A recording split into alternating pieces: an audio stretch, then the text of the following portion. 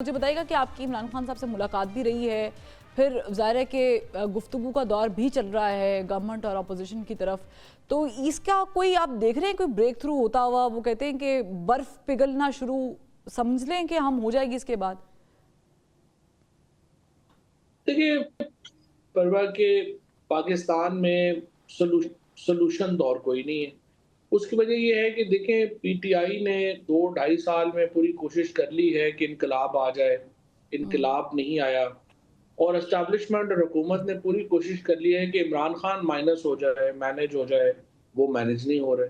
हम्म। और ये इसका सारा जो नुकसान है वो पाकिस्तान बर्दाश्त कर रहा है, जहाँ पे हम एक सियासी अदम इस्तेहकाम के बाद अब एक इंतज़ामी और मुआशी अदम इस्तेहकाम का शिकार है। और 2025 में भी कोई बड़ा मिरेकल होते नज़र नहीं आ रहा। अच्छा। इंटरनेशनल प्रेशर बढ़ रहा है, बॉर्डर्स हमारे हॉट हो रहे हैं। सो ज़ाहिर है कि सिवाय इसके और कोई चारा नहीं है हम्म। कामयाब हो। लेकिन दूसरी तरफ बदकिस्मती से ज़ाहिर है, ये देखिए ना, इसकी प्लस नेगेटिव दोनों अगर आप देख लें, तो हम्म। ये जो बातचीत यहाँ तक पहुँची है, तो ज़ाहिर है कि एक पस पर्दा मुज़ाकरात की कामयाबी की सूरत में यहाँ पे पहुँची है। और यूँ लग रहा है कि एक अच्छा, कोई ना आप कोई कह रहे हैं कि बातचीत हुई पसे होगी। पर्दा जो मुज़ाकरात हुए हैं वो कामयाब हुए हैं, तो फिर ये एक ऑफिशियल टेबल टॉक हो रही है। उसकी वजह है ना वरवा के, आप देखें ना कि अयाज सादक साहब के 10 एमएनएज जो है वो नेशनल असेंबली के स्पीकर हैं और उनको रात के अंधेरे में उठा लिया जाता है। और अयाज सादक साहब तो एक एएसआई ट्रांसफर नहीं करा सके। तो हम्म। इसका मतलब ये है कि अयाज सादक साहब हो गए, राना सनाउल्लाह साहब हो गए, ये लोग तो मुज़ाकरात की पोजीशन में नहीं थे जब तक एस्टेब्लिशमेंट की नॉड इन्हें नहीं मिल जाती।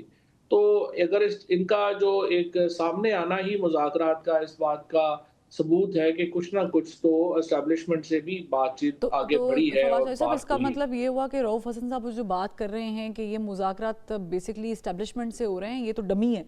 वो आप तो उसकी तस्दीक कर रहे हैं इस बात की, उनके बयान की। उनके बगैर हो नहीं सकते ना। बात ये है कि जो इस वक़्त जो सिचुएशन है, उसमें ये है कि जो इनके जो पॉलिटिकल प्लेयर हैं, वो तो ज़ाहिर है कि नून लीग को पीपल्स पार्टी ही रखे हुए हैं एस्टेब्लिशमेंट ने। तो हम्म। पहले जिस तरह पीटीआई ने कहा कि हम इनसे बात नहीं करेंगे, हम सिर्फ़ एस्टेब्लिशमेंट से बात करेंगे। तो आई थिंक एस्टेब्लिशमेंट से बात के बाद उन्होंने कहा है कि नहीं, आप इनसे भी बात करें। तो ठीक। इसके नतीजे में एक स्टेप फॉरवर्ड हुआ तो है।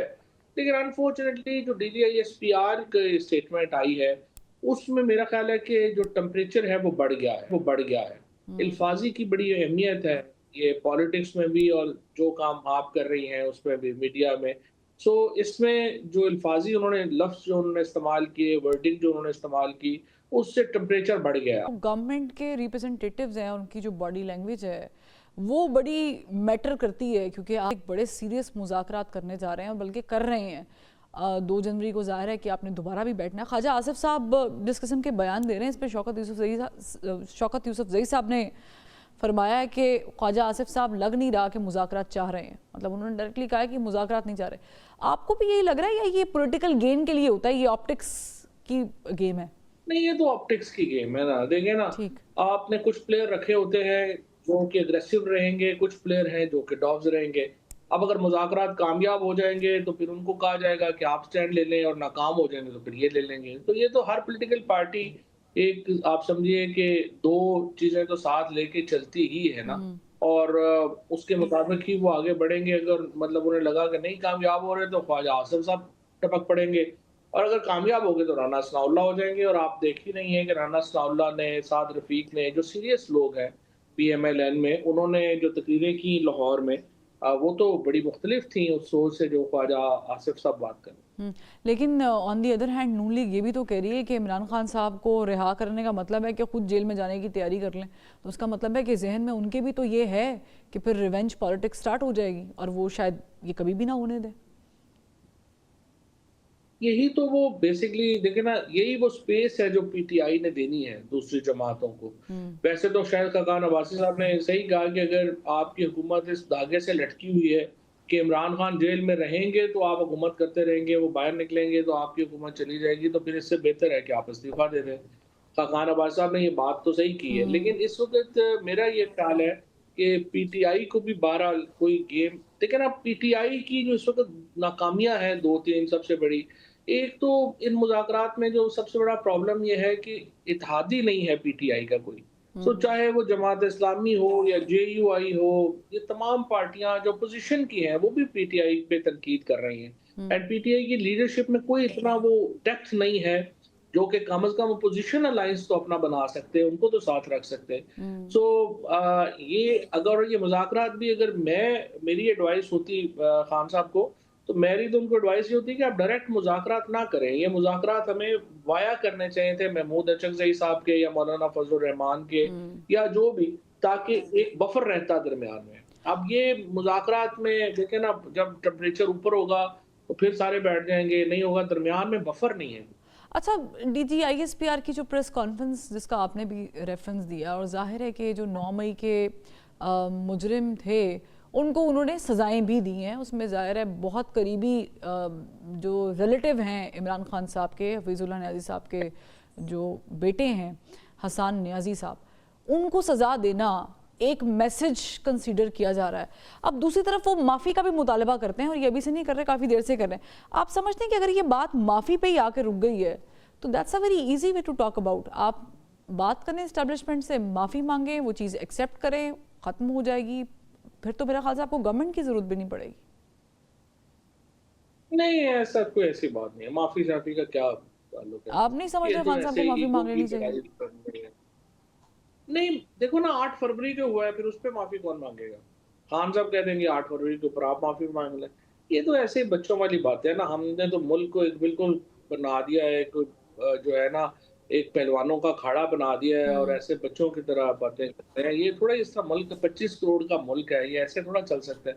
इसी वजह से आप देखें इस वक़्त जो हमारे हालात हैं, इस 40 दिन में 180 से ज़्यादा शहादतें हो चुकी हैं। This is the highest number of जो शहीद हमारे लोग शहीद हुए हैं। 2013-14 में भी ये नंबर टच नहीं हुआ एक महीने में। सो बिल्कुल तो हैरान हूँ कि हम ये मुल्क कैसे चला रहे हैं।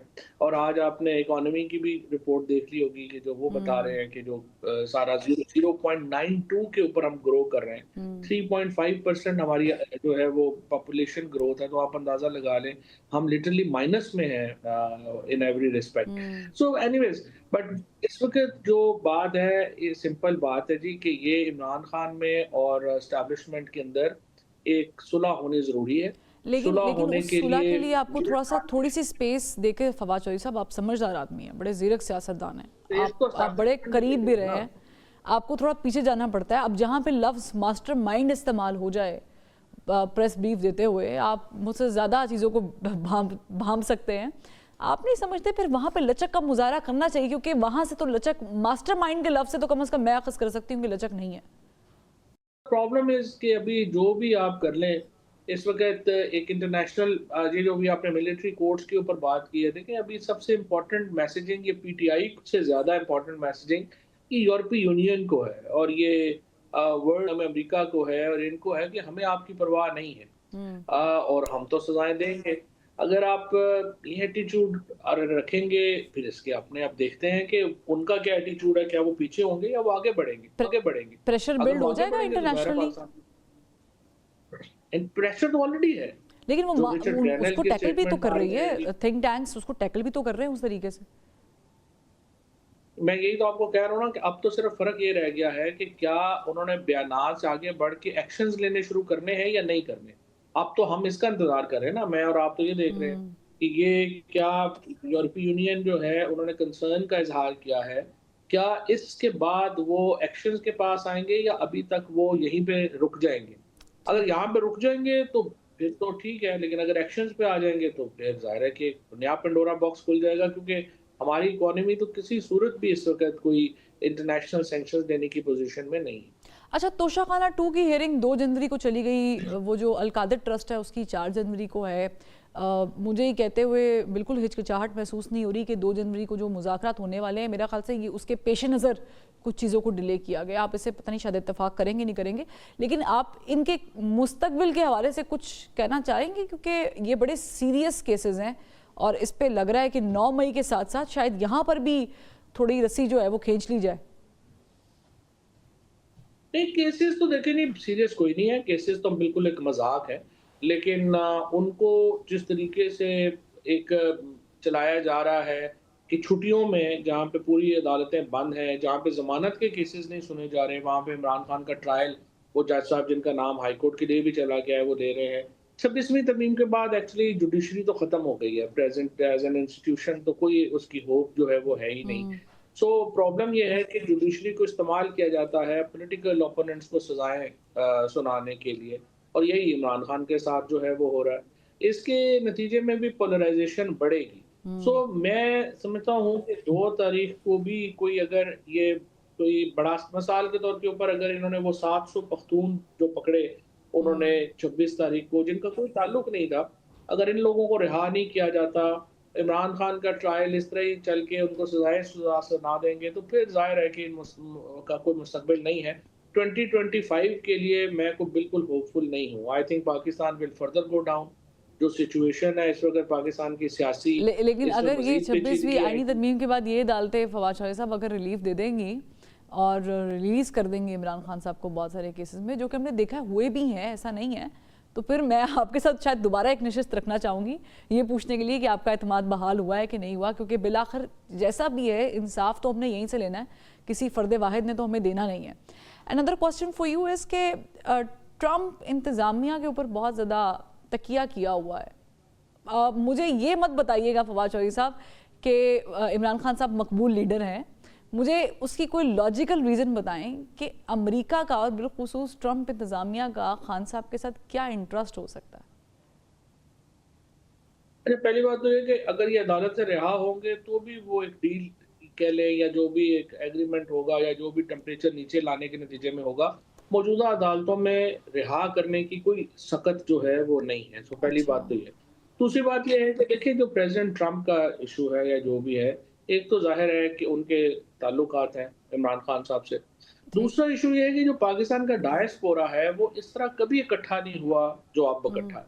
और जितना उन्होंने इन्वेस्टमेंट की है वहाँ पे वहाँ की पॉलिटिक्स के ऊपर वो अनप्रेसिडेंटेड है। हम्म। और उसकी वजह से जो पॉलिटिकल उनका इस वक़्त जो एक समझिए कि जो एंगल है हम्म। या जो पॉलिटिकल आर्म है, कांग्रेस जिसको हम कहते हैं अमेरिका की, उनके ऊपर ये दबाव है कि वो इमरान खान की रिलीज़ के लिए जो है वो अमेरिकन एडमिनिस्ट्रेशन काम करे। पहली बात तो ये है। किसकी और तरफ से। दूसरी ये है कि जो प्रेज़िडेंट ट्रंप ये पाकिस्तानी डायस्पोरा की तरफ से। ठीक है।